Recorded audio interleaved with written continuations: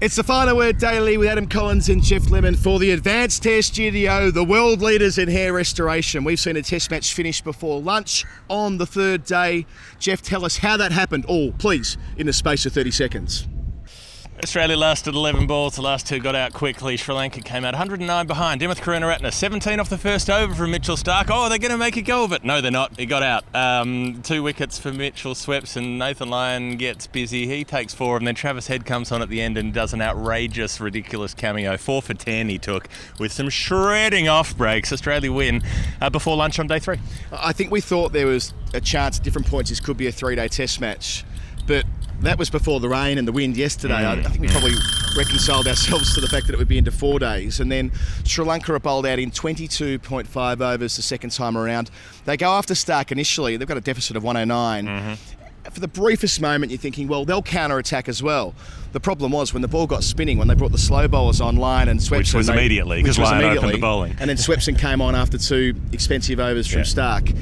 They were able to put the screws on so quickly that they had no way out. They kept sweeping their way to their demise, one to the next. Yep, and in a fairly sort of aimless fashion. It looked like they were just playing shots at whatever came down and hoping for the best, rather than playing shots with some sort of plan. And if you don't have some sort of plan, you get found out pretty quickly in this sort of situation. It never really felt like things were going Sri Lanka's way. The only time was when Dinesh Chandimal came out, and just for a minute, he's coming in at number 6. He looked pretty good. He was on it. He was all over it. He was facing the 2 main spinners pretty well, and then Travis Head comes on to bowl.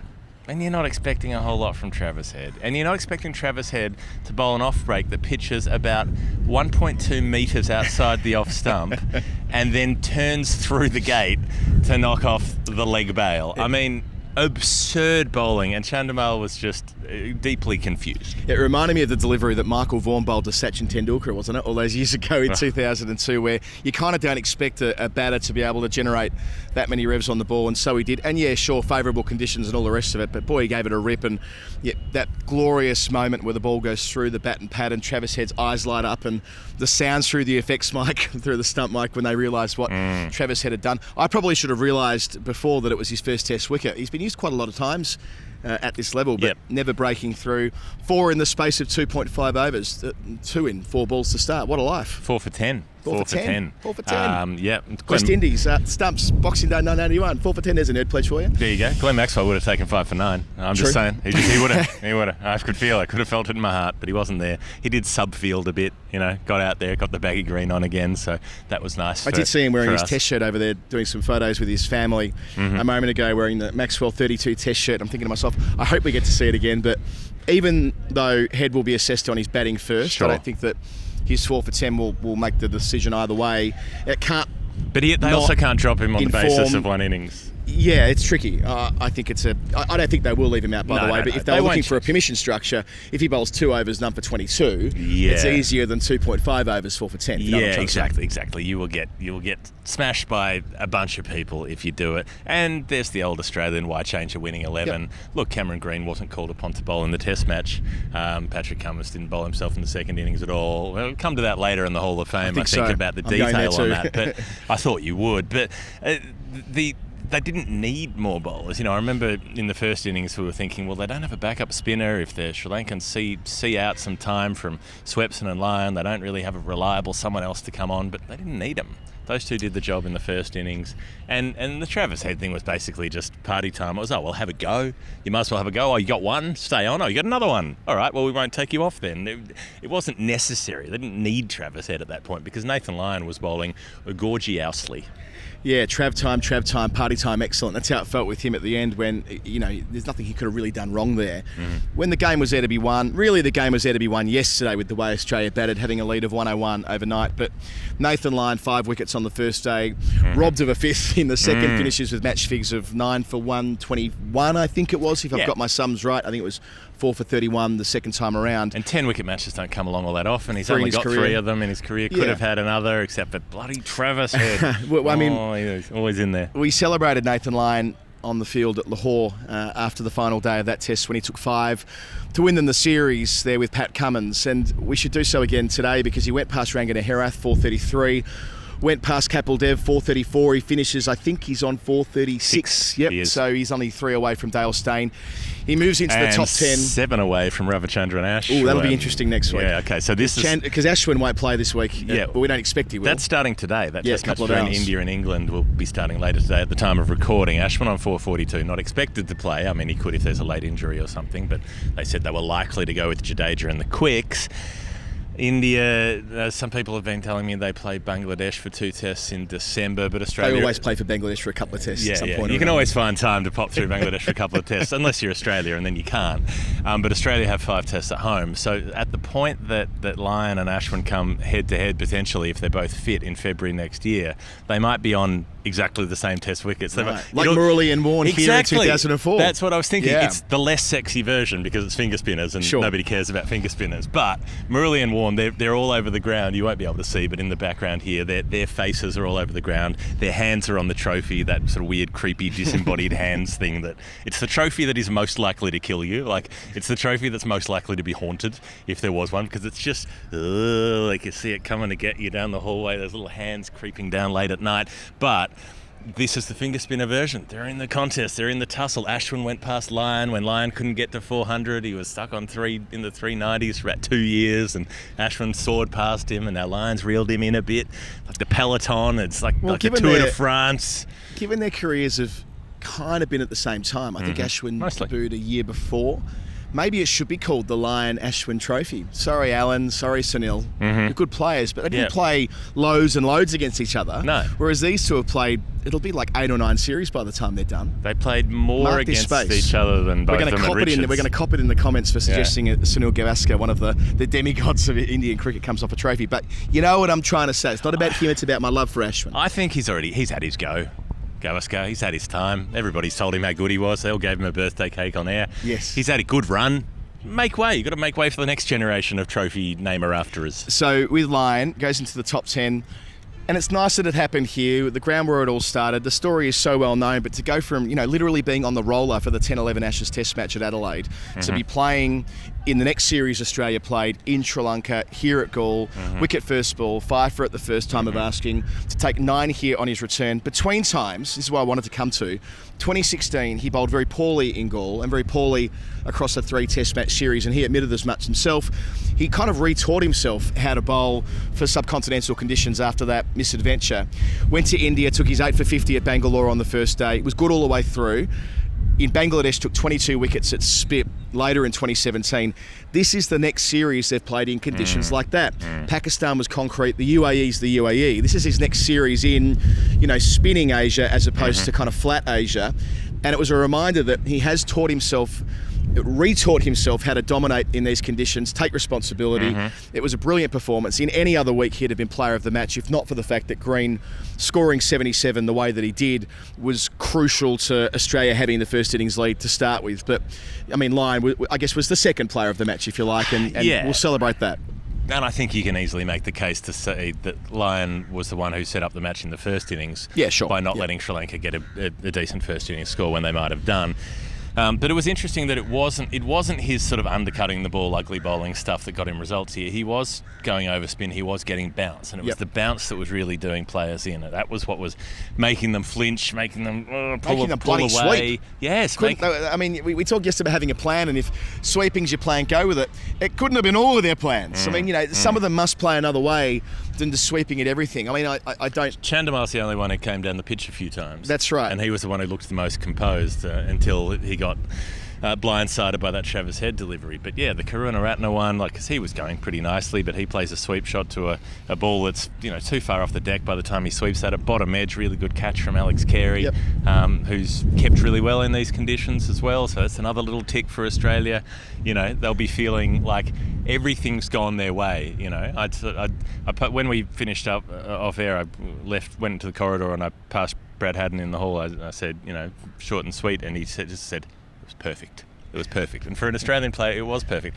Over in 3 days, a couple of days off, but everything went right for them. Yeah, and finishing at the right time of day to enjoy themselves as well. Yeah. We know that when they finish a test around lunchtime, it means they can have a big session and really let their hair down. And they're entitled to do so, playing the way they did and preparing the way they did for this as well. Like, a lot of the guys have been in Sri Lanka for about a month with the white ball squad and and the lead up to the white ball games, playing a few practice matches over here with the A squad too. So, they've earned the chance to enjoy their win. They've actually got a week between test matches. They don't start test 2 until next Friday. That's a little bit odd. I think they probably could have had a smaller gap to begin with, but it does mean they can enjoy the circumstances. Although in saying that, the first thing David Warner did after he finished 10 not out, I should say Warner winning the game with a 6 because why not? Yep. Reverse sweep 4, big booming bomb over mid wicket out of the ground, 6 to complete the 5 target. You need 5 to win. I'll take 10, thank you. I'll take 10, thank you. As soon as he finished, I saw him just before walking out to the nets to have another hit. So David Warner, never satisfied, always been pretty much the hardest training player in the squad, and maintaining that reputation deep into his 30s. Yeah, a bit like Steve Smith at that tour game at Derby 2019 when he got out and just walked off and got his net bag from next to the boundary rope and went straight into the nets. He's the only one who'll be unhappy, I think, because he didn't get to bat a second time. Yes. He would have been sort of maybe secretly hoping that Karunaratne makes a double and it gives him 400 to run down. And it's the most individual team sport there is. Let's not forget that. It is. And so he'll have to wait nearly a week until he gets another chance to go. Word for Mitch Webson, I think. Let's remember the pressure. We reflected on this a little bit a couple of days ago, but after going wicketless at Lahore, wicketless in the second dig at Karachi, to get on a little bit of a roll in the first innings and backing it up with some hard spun leg breaks today, the work he was getting on the ball, they prepared him for this. They knew they were going to play up to 4 series in Asia in quick succession. It's not going to be quite as quick as we thought because India has been pushed out to next March. Afghanistan, hopefully, will be there as well. But it was all about 2022 and this Asian Odyssey of sorts, and they were waiting for the time to release another leggy into the wild. And, credit to him, much as it was with Lyon, he seemed to really enjoy his work, whereas in Pakistan you could see that tension building, that anxiety of having none for next to your name for hour after hour. Well, here it was a different story. He took advantage of the situation presented, and now hopefully that'll kickstart his international career. Yeah, the 514 deliveries between wickets that you mentioned from Pakistan, but then picking up 5 in the test match here, and taking a couple of important ones, top order ones. We also didn't mention that Angelo Matthews got subbed out of the game with COVID, and so Ashada Fernando, a much younger, less experienced player, came in. He only made 12 as the COVID sub. So things just weren't going right for Sri Lanka, but they really did come out today looking like a team that was just a bit, we're going to lose anyway, so let's just get it over and done with. Yeah, again, it comes down to, surely the plan A, plan B, plan C wasn't just sweeping at everything when Lyon was getting that much bounce. You're right with your point before, by the way. He wasn't undercutting it here. He did in the first innings. It was more about overspin in the second, and it worked a treat. And Swepson, I already mentioned the overspin. He was getting on the ball and mixing it up with his leg break. That's probably not the conditions to try and sweep and sweep and sweep. And yeah, I suppose they'll have some time to reflect upon that. They don't have many options really in the squad to turn to either. Having Ashada Fernando come into the team today as the COVID sub, he was the spare bat. So they're going to ask themselves some questions between now and next week. They're going to play, I think it's 4 pitches over. Hard for us to tell at this stage of the preparation what it'll do, but I'd be amazed if it does anything different, which might provide a selection question for Australia as to whether they play a third specialist spinner. The reason I ask that is because Cummins didn't bowl in the second dig. They turned ahead to finish things off. They could have had, if it gets tough, they may want a third frontline spinner, and we saw Kuhnemann and Holland bowling overs out in the middle on the test pitch as soon as it was over. Well, Stark barely bowled in the second and got whacked, but one thing that might come into consideration that we didn't mention earlier was Australia resumed at 8 down. They lost the last 2 very quickly because Asita Fernando got reverse swing. Big time. Now, and this is interesting because Pat Cummins lost the ball last night when he bombed it into the fort and some passerby grabbed it and made off with it. They had to replace it, so, replacement ball of similar age or whatever it was. It might have been drier or whatever it was when they started this morning, but it reversed immediately for Asita Fernando, and he bowled Pat Cummins, and then he bowled Mitch Swepson to finish things off quickly. So that might be something where they think, well, it is possible out there. We might need Stark to reverse it at some point. Cummins has to play. Green's not going anywhere. They're probably still playing 3 seamers. I think they're just playing the same 11. Sri Lanka, on the other hand, they might need to change up their spinners because their spinners were trash, to be frank. And they've got a couple of options from guys who played in the one-day series who've been up against the Australians in recent times. Time will tell. Time for the Final Word Hall of Fame. The Final Word Hall of Fame brought to you by the Advanced Hair Studio, the world leaders in hair restoration, advancedhairstudio.com/final word. Click on the page. It's on the top of your screen if you're watching on YouTube right now. I'm not sure which corner it goes in. It's in the show notes if you're in the podcast. Have a look. There's a website devoted to Geoff and me on the Advanced Test Studio page, which seems staggering to me given their illustrious support of cricket over 3 decades where they've helped over 1 million people. 100% guarantee, Geoff. Oh, yeah? You don't get 100%. that. You don't get that from many people. No. 100% guarantee. 15% discount because you know him and me. AdvancedTestStudio.com/final word. Go on, take a look at the page, and all you need to do is put your details in. They'll get straight back to you with one of their experts, and you're away. Get your noggin re-turfed if you so Maybe desire. Nathan should. Maybe Nathan. I was watching Nathan bowl from behind him today at I the just worry pavilion about end. his head. I hope he's putting sunscreen on the top of I mean, his little head. but he won't need sunscreen on there That's if he what I'm takes the saying. 15% discount. That's So what every time he spends so much time bareheaded, if we see him shining tonight, off his head. if we see, he's got 436 Test wickets. He can go on the ads with Goffey and Gucci and Mo and all the rest. Of course, the late great Shane Warne. I think that Nathan Lyon deserves a spot in those commercials. If we can get him over the line, watch this space. He's got more Test wickets than he has follicles of hair at the moment, and that could change. Nonetheless, in terms of the Hall of Fame suggestions, well, I think we should go to yours first because we talked about the 436 for Nathan Lyon. We didn't talk about the 198 for Patrick Cummins. I mean, the selflessness of it all. Doesn't open the bowling. He's on 198. He knows he's going to take 2 wickets if he bowls a couple of spells. Especially Patrick today. Cummins. Especially once they were 6 down. That would have been entirely forgivable to say, Exactly. okay, I'm replacing Shwepo with myself. it's Daddy's turn now. Yes. You know. Like he did in Pakistan to finish that Test match off. Yeah, right? give Papa a bowl. And he would have joined the 42 club. Malcolm What's Marshall. the 42 club? So there are 4 bowlers who've taken their 200th wicket in their 42nd Test. Can't remember the 4th. I know it's a good cricketer. Oh, it's Alan Donald. Alan Donald. Yeah. Malcolm Marshall. Shane Warne. Matthias Muralitharan. Oh, the two who are on the trophy. Did it in their 42nd Test, and Pat Cummins missed the chance to join them because he could have got on the trophy. Such a good bloke. It could have been the Warne Muralitharan Cummins trophy. Like he could have got himself a gig. So Lyon Ashwin Cummins. Pat will be in the 43 club, which doesn't have the same kind of... No. Law 42's the run out at the non-strikers. It is isn't as it? well. Good point. So he's missed out, and he could have come on and bowled at the tail, and they didn't care by then. The Sri Lankans were done. It was coming up to lunch. They bring yourself on, Pat. What's this Travis Head nonsense? He got 2 in and over. It was all fun, right. and the Travis Head thing was Whip him lovely. off. Great to call. I enjoyed all of that. Sure. To carry on, but I far would have rather calling Pat Cummins 200th Test wicket. We'll have to wait until next week. Yeah, what do you got for me on the Hall of Fame? Yeah, it's just a bit too much like, Tom Hawkins marking 30 out and then handballing over the top to someone. It's like, just do it yourself. My frustration at watching Jason Dunstall kick 1252 gave away 1,000. Yeah. Anyway, all of that. Mine, and this may be a little obvious, but it has to be this. It has to be that ripping off break that Travis Head bowled that turned a mile and hit leg stump. Not for the wicket, but for the fact that David Warner tried to catch the balls that ricocheted off the stumps and then got hit in the dick with the bail. Yeah, good one, wasn't it? And the slow-mo replay is great because the ball's coming up, if you're listening to this in audio, the ball's coming up at around head height and Warner's got both hands in the slow-mo going for it and he's about to catch it and then he just folds in half because the bail has just clobbered him straight in the nuts. And he's on the floor sort of going, oh, and then he's coming up laughing because he's David Warner and he's a weirdo and he sort of likes getting hurt and he's like, oh, that's funny, I got hit in the nuts.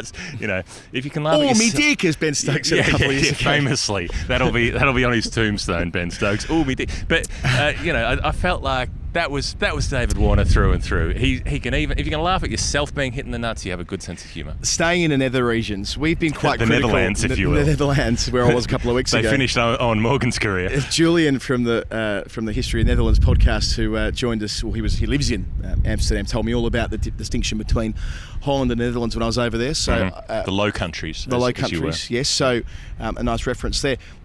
When Travis Head takes that wicket of Dinesh Chandimal, I mean, it's the stuff you dream of as a spinner. There's enough time, and look, we've been critical of them having a DJ at the Test match. I'd rather they didn't, but if they're going to, we should lean into it a bit.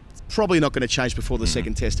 I enjoyed the choice of the Divinals. I touched myself when Head took his first Test wicket because I suspect he'll be dimming the lights, getting out the baby oil and watching that on YouTube occasionally over the journey. The time he took his first Test wicket, that might feature. Light a scented candle. Treat yourself, Travis. You've earned it.